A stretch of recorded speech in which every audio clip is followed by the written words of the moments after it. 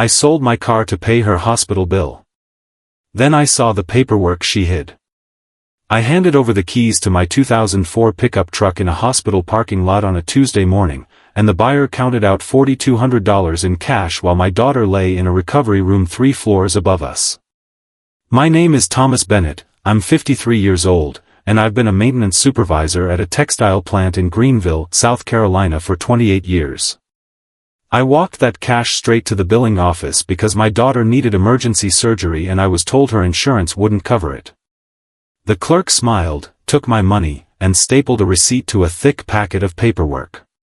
As I turned to leave, a single page peeked out from the stack, and 3 words stopped me cold: insurance pre-approval, 100% covered. My hands went numb. The bill should have been $0. I looked back at the clerk, but she was already helping the next person. I walked to the elevator with that packet clutched in my fist, and one question burned in my mind: why did my daughter need my cash? Her room was on the 3rd floor, quiet except for the beep of monitors. My daughter, Emma, was groggy, her eyes half open, tubes still in her arm. Her husband, Kyle, stood by the window, scrolling through his phone. He didn't look up when I walked in. His mother, Patricia, sat in the chair beside Emma's bed, perfectly composed, her hands folded like she was posing for a portrait. I held up the packet and asked if anyone had seen the insurance approval. Patricia smiled, warm, practiced, and said, "Hospitals make mistakes all the time, Thomas. You did the right thing paying." I looked at Emma, but she was drifting, her hand twitching slightly. I set the packet on the bedside tray and started flipping through it slowly. That's when I saw it again, the same pre-approval document, folded in half, tucked under a juice cup on Emma's tray. It wasn't a mistake. Someone knew. And as I kept reading, I found something else, a financial responsibility form with Emma's signature, time-stamped 40 minutes after anesthesia. I pulled the form closer, studying the signature line.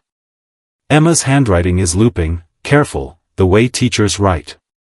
This signature was jerky, uneven, barely legible. I looked at Kyle. "Did you see her sign this?" He shrugged without looking up. Patricia leaned forward. "The nurse said she signed it, Thomas." "Are you saying the nurse lied?" I wasn't saying anything yet. I walked to the nurse's station and asked to speak with whoever witnessed the signature. A young nurse checked the chart and confirmed, Emma had signed at 10:47 a.m. I asked what medications she'd been given. The nurse hesitated, then showed me the log. Fentanyl and midazolam, heavy narcotics. She was awake, the nurse said, defensive now. Awake enough to scribble her name, I said quietly, but not awake enough to understand what she was signing. The nurse looked uncomfortable. I thanked her and walked back to the room. Patricia was whispering to Kyle. If you're enjoying this story so far, please take a moment to like this story and also hit the subscribe button to get notified of our new series. When I asked why the form was rushed if insurance had already approved everything, neither of them answered. The next morning, I went back to billing and asked them to explain the charges.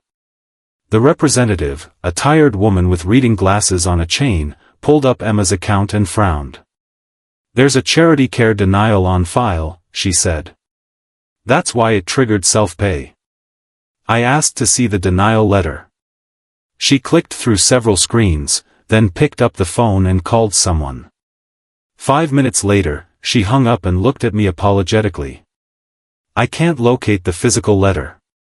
It should be scanned, but it's not showing up." I asked when the denial was issued. She said 3 days before Emma's surgery. I asked where it was mailed. She gave me an address I didn't recognize. I wrote it down, thanked her, and walked back upstairs. Kyle was standing by Emma's bed, holding a white envelope. When he saw me, he shoved it into his jacket pocket. "What's that?" I asked. "Discharge instructions," he said. I asked to see them. He said he'd already read them.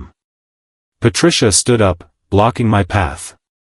"Thomas, you're exhausting everyone. Let the hospital do their job." I didn't move. I looked at Kyle and said, "Show me the envelope." He hesitated, then pulled it out and handed it over, his jaw tight. Inside wasn't discharge paperwork.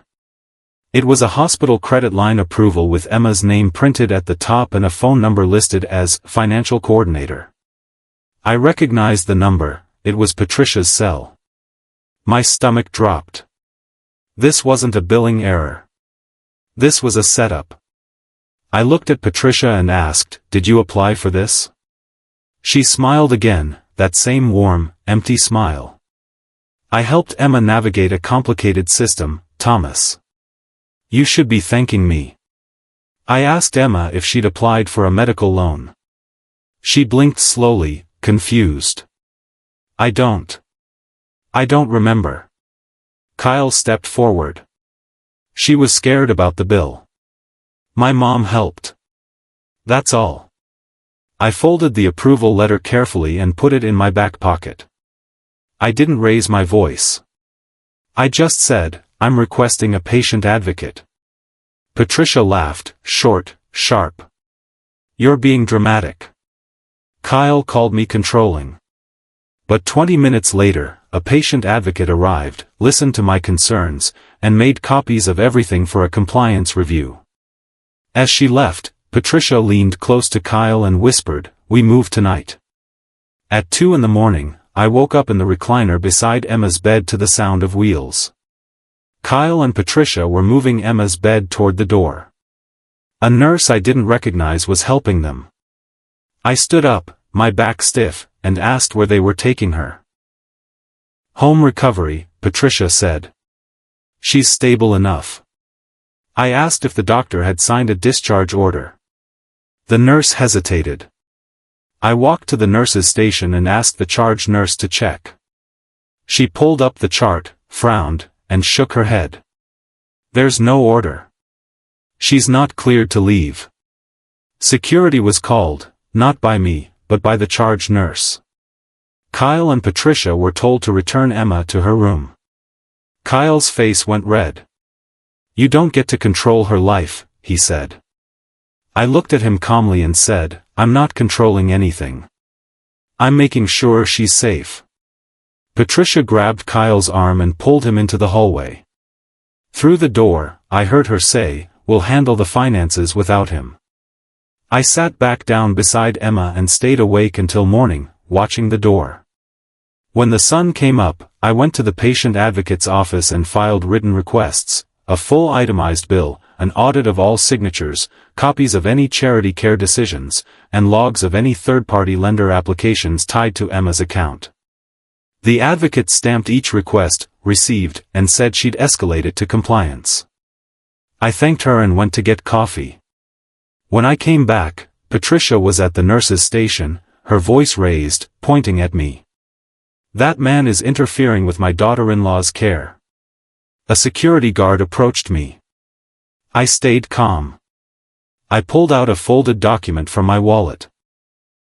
Emma's healthcare proxy, naming me as secondary decision-maker when she's unable to advocate for herself. The guard read it, nodded, and stepped back. Patricia's face went pale. "This is ridiculous," she said. The guard told her to lower her voice. I sat back down in Emma's room and waited. An hour later, billing called my cell. "Mr. Bennett? We found the charity care denial letter." I asked them to send me a copy.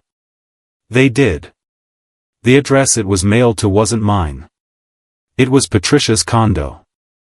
I stared at the address on my phone screen. Patricia had intercepted financial mail meant for Emma. That wasn't a mistake, that was deliberate. I forwarded the email to the patient advocate and added a note, "Why would charity care even be relevant if insurance pre-approved 100% coverage?" I didn't hear back immediately, but I didn't need to. The pieces were coming together. That afternoon, I requested the full itemized bill. When it arrived, I sat in the hospital cafeteria with a highlighter and went through it line by line. Some of the billing codes were marked out of network, even though this was an in-network hospital on Emma's insurance plan. I took the bill back to the advocate. She looked at it, frowned, and said, out-of-network codes would trigger patient responsibility, even with pre-approval. But that doesn't make sense if she was treated here. I asked if coding errors happen often. She said, not like this. She made a note and said she'd escalate it to the billing compliance team. If you're enjoying this story so far, please take a moment to like this story and also hit the subscribe button to get notified of our new series. As I left her office, my phone rang. The caller ID showed Patricia's number. I let it ring twice before answering. Patricia's voice was sweet, almost sing-song. Thomas, I wanted to reach out personally. Kyle and I, we saved Emma from collections. We stepped in when you couldn't. I asked what she meant by stepped in. She said, we arranged a payment plan through a medical lender. We made sure her credit wouldn't be destroyed. I asked if Emma had requested that help. Silence. Then, she was sedated, Thomas. Someone had to act. I asked if she'd signed anything on Emma's behalf. Of course not, she said, too quickly. Everything was done with Emma's verbal consent. I thanked her for the call and hung up. Then I called the advocate back and asked if the hospital kept recordings of financial assistance applications made by phone. She said most third-party lenders were required to record calls for compliance. I asked her to request them. She said she'd try. 2 days later, I got an email, recordings exist. Requested. That same evening, Kyle tried to discharge Emma against medical advice. The surgeon refused. There was still a risk of complications, and Emma wasn't stable enough to leave. The surgeon became an unexpected ally. She pulled me aside and said, I don't know what's happening with the billing situation, but medically, your daughter isn't ready to go home. If her husband tries this again, I'll document it. I thanked her. That night, I heard Patricia muttering to Kyle in the hallway outside Emma's room, he'll pay either way. Stop worrying. I didn't confront them. I just wrote it down, date, time, exact words.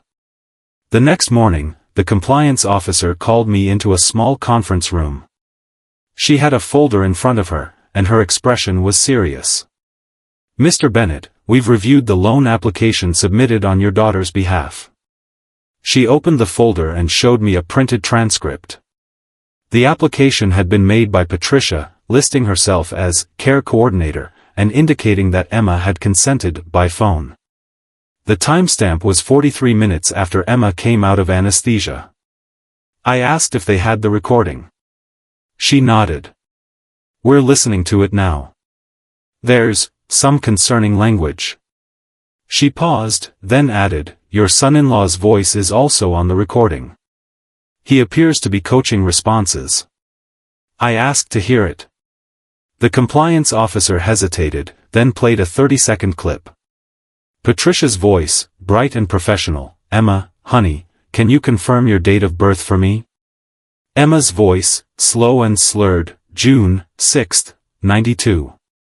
Then Kyle's voice in the background, quieter but clear, just say yes to everything. It's fine.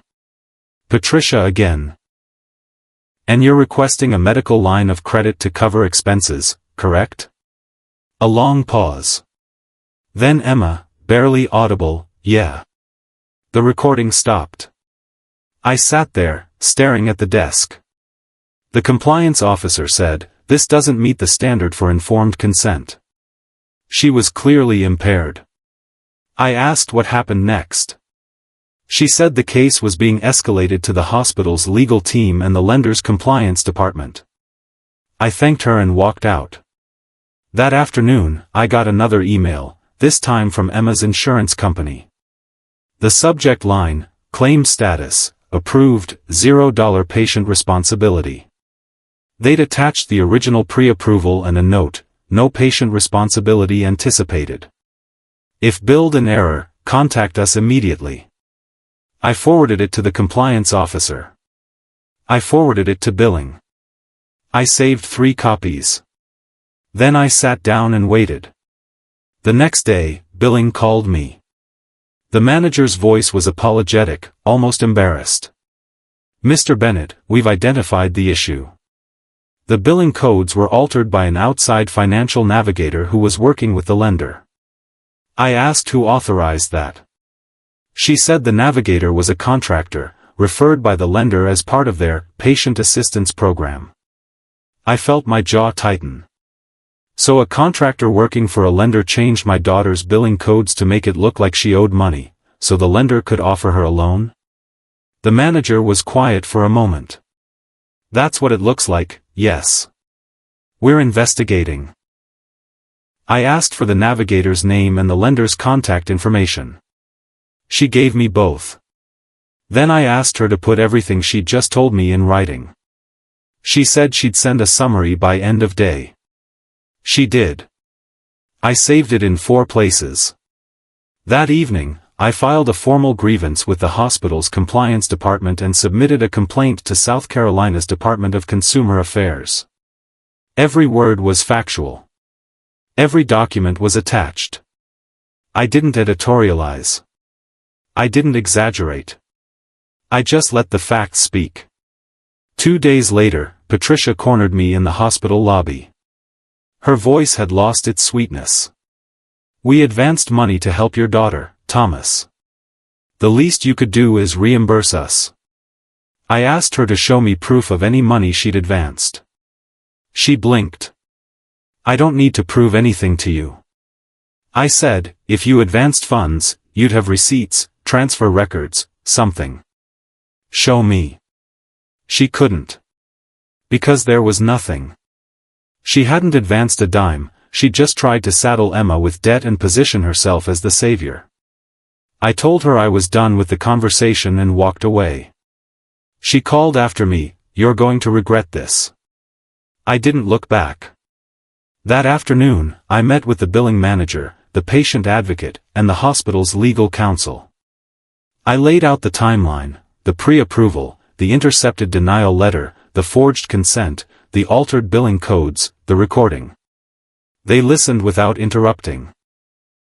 When I finished, the legal counsel said, "We're going to make this right."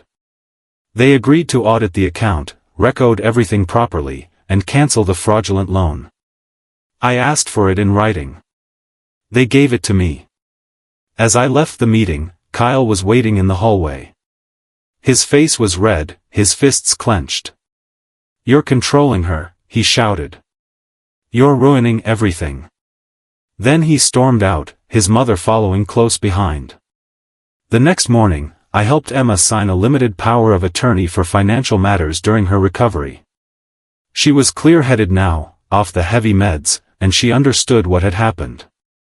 Her hands shook as she signed. I also helped her place a fraud alert on her credit report.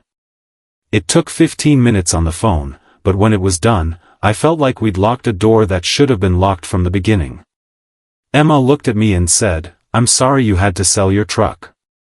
I told her it was just a truck. She started crying, not loud, just quiet tears rolling down her face. "I didn't know," she said. "I didn't know what they were doing." I sat beside her bed and held her hand.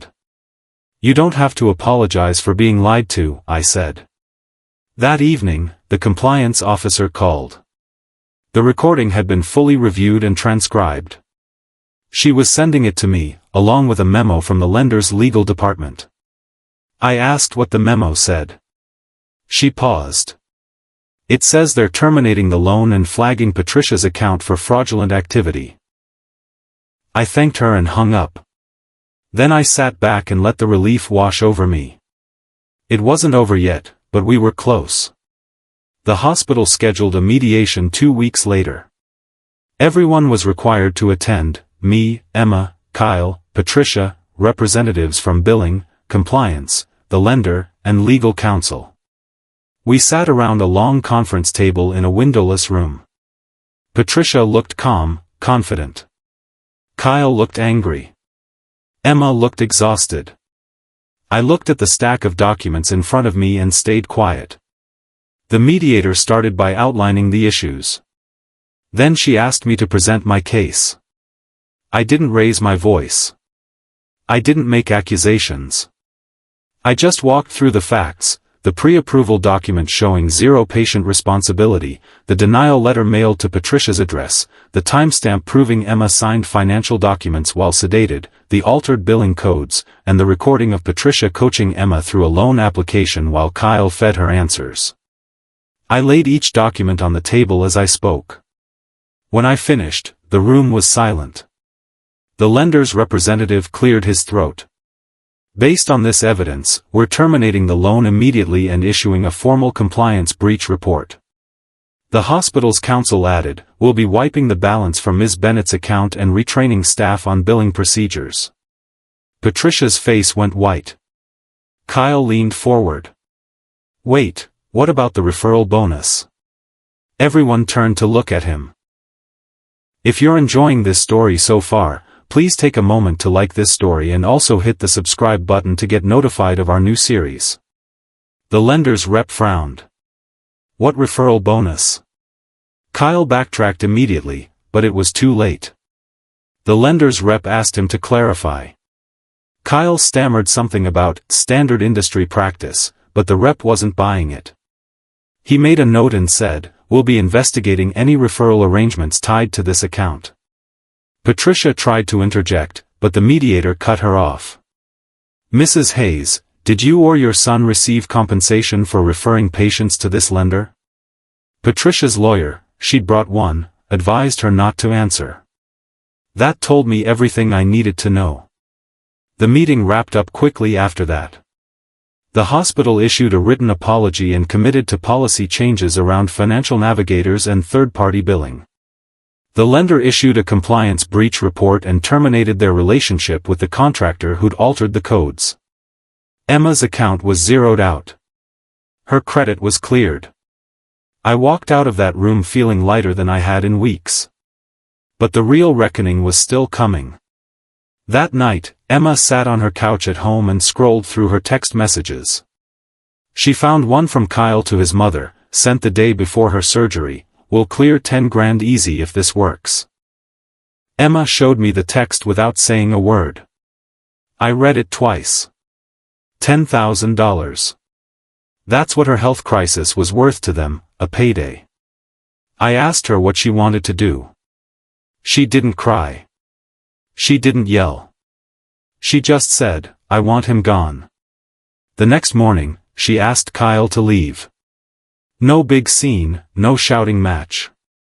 She packed a small suitcase for him, set it by the door, and told him she was filing for legal separation. He tried to argue, tried to say she was overreacting, that his mother had been trying to help. Emma didn't engage. She just pointed to the door. He left. Patricia called an hour later, screaming into the phone about how Emma was being manipulated by me, how she'd regret this, how she'd go public with the whole story. Emma hung up on her. Then she blocked the number. I sat with her that afternoon while she called a family lawyer. It took 30 minutes to explain everything, but the lawyer listened carefully and said, you have a strong case for financial abuse. Emma scheduled a consultation. That night, she slept in her own bed for the first time in weeks, and I slept on her couch, just in case. But the house stayed quiet. Over the next 2 weeks, we finalized everything. The hospital sent Emma a letter confirming the corrected billing codes, the zero balance, and an apology for the procedural failures. The lender sent a letter confirming the loan cancellation and the removal of any credit inquiries tied to it. Emma's insurance sent a letter confirming they'd processed the claim correctly from the beginning and that no patient responsibility had ever existed. I filed everything in a binder, chronologically, with tabs. The complaint I'd filed with the state's Consumer Affairs Office triggered an investigation into the lender's use of third-party navigators and referral kickbacks. I didn't follow up on it. I'd done my part. The rest was up to the system. Emma filed for legal separation, citing financial abuse and fraud. Her lawyer was confident. Kyle didn't contest it. Patricia stopped calling. The hospital made a donation to their patient assistance fund in Emma's name, $5,000, earmarked for families who actually needed help. Emma cried when she got the letter. This time, they were good tears. I didn't ask for my truck back.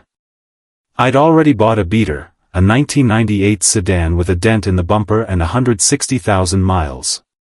It ran fine. I drove Emma to her follow-up appointments, and we listened to the radio, and sometimes we didn't talk at all. A month after everything was finalized, Patricia called my phone. I didn't answer. She left a voicemail. Her voice was different, smaller, uncertain. Thomas, I need to talk to you. The lender is auditing all my referrals, and they're saying I violated compliance rules. I could lose everything. Please call me back. I listened to the message twice. Then I deleted it. That evening, I took Emma out for ice cream.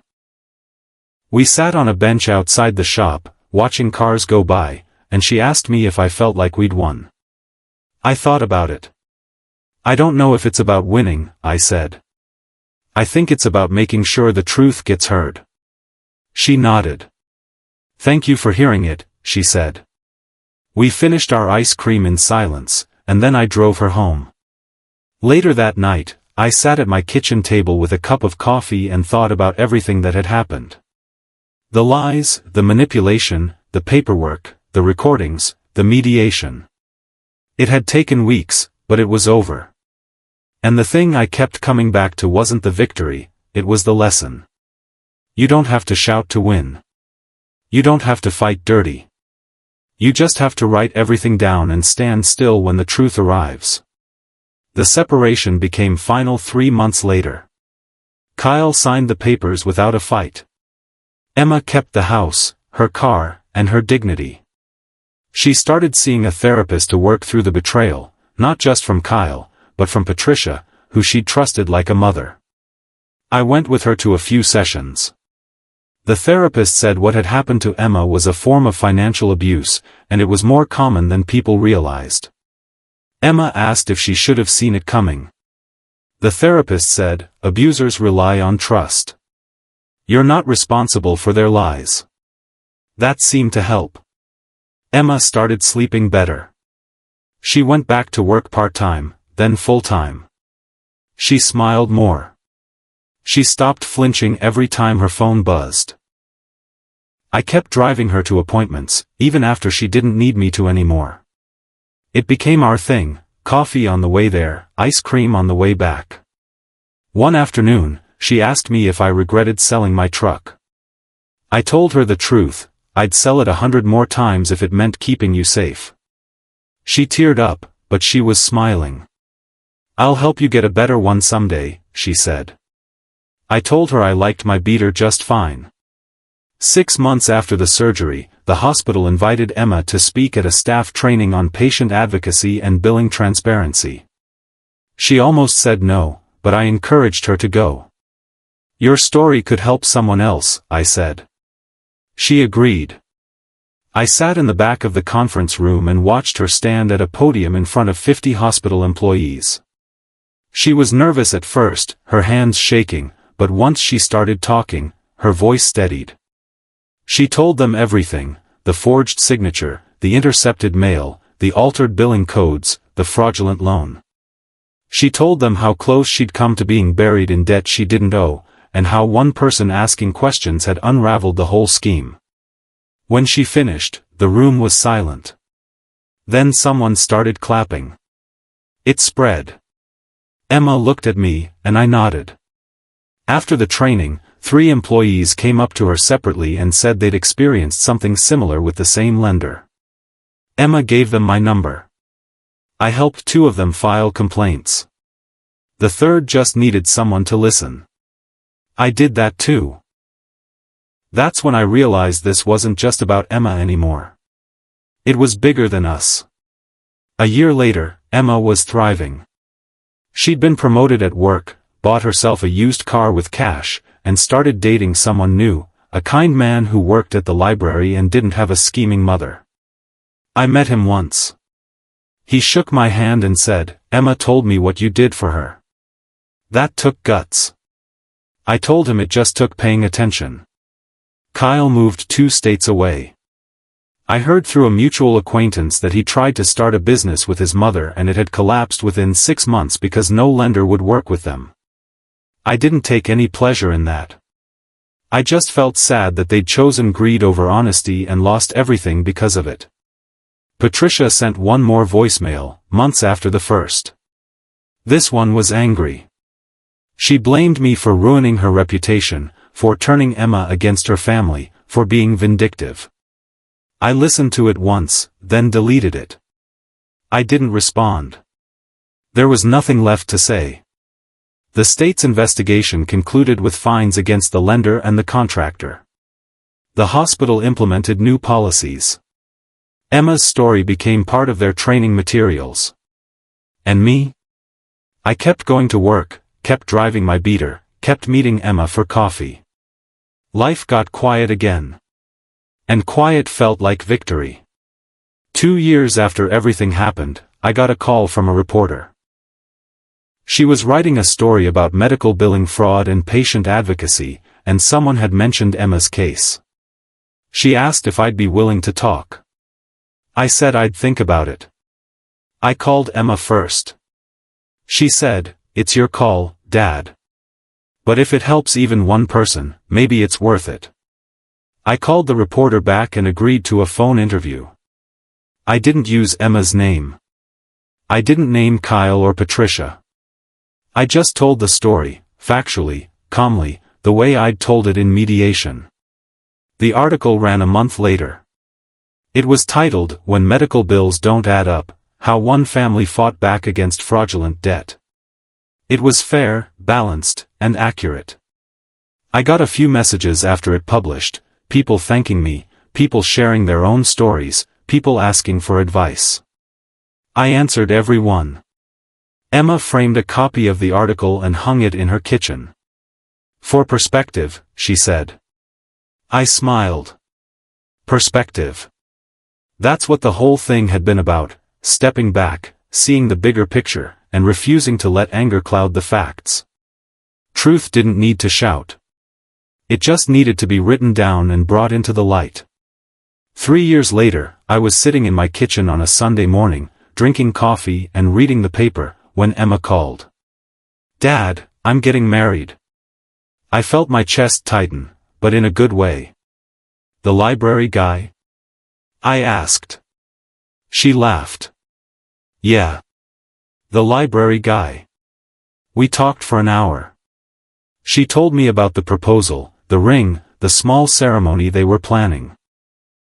She said she wanted me to walk her down the aisle. I said I'd be honored. The wedding was simple, 30 people, a backyard, string lights, and a playlist Emma made herself. I wore my one good suit. Emma wore a dress she'd found at a thrift store and altered herself. When I walked her down the aisle, she squeezed my arm and whispered, "Thank you for everything." I whispered back, "You did the hard part." After the ceremony, we danced to an old song I used to play when she was little. She rested her head on my shoulder, and for a moment, it felt like everything we'd been through, the hospital, the lies, the paperwork, the fight, had led to this. Peace. Safety. A new beginning.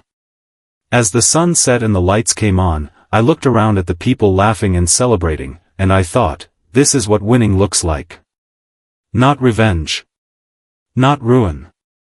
Just a quiet, ordinary kind of joy. It's been 5 years now since I sold my truck in that hospital parking lot. Emma has 2 kids, a boy and a girl, and a happy life. She never talks to Kyle or Patricia. She doesn't need to. She's moved on. I see my grandkids every Sunday. We go to the park, or the library, or sometimes just sit in the backyard and watch them play. Emma's husband treats her with respect, and he treats me like family. That's all I ever wanted for her. I still drive that beater. It's got over 200,000 miles now, but it runs fine. I'm still working at the plant, still fixing things, still keeping my head down. People sometimes ask me about that hospital thing, and I give them the short version. I don't dwell on it. I don't need to. The lesson I learned isn't complicated. You don't have to shout to win. You don't have to fight dirty or get revenge or destroy people. You just have to write everything down, stay calm, and let the truth do its work. And when it's over, when the dust settles and the paperwork is filed and the people who lied are gone, you take the people you love out for ice cream. You sit on a bench. You watch the world go by. And you remember that the best kind of justice isn't loud. It's quiet. It's steady. And it's knowing you did the right thing, even when it was hard.